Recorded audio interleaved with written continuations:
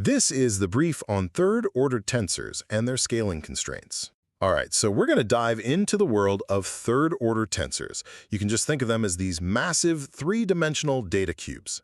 We're here to see just how fast their data capacity explodes, and how applying some simple rules is pretty much the only way to manage that complexity. First, let's talk about the constraints that define all these components. See, without any rules, the number of independent components grows by the cube of the dimension of the space, which is, well, a lot.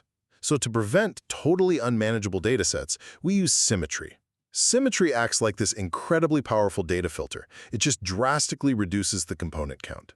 Forcing the array to be, say, anti-symmetric or fully symmetric, well, that makes a lot of components either related to each other or just plain zero, making the whole structure something we can actually compute. Okay. Second, let's look at why visualizing this scaling is so critical. Because the component count grows by the power of 3, even moving from a small dimension, like 2, to a slightly larger one, like 7, means the number of components just absolutely explodes. When you see this visualized, maybe as a 3D grid where each point is a component, you get a really quick, intuitive feel for the sheer computational volume we're up against. Mastering the techniques that reduce this massive complexity is really the cornerstone of higher-order tensor analysis.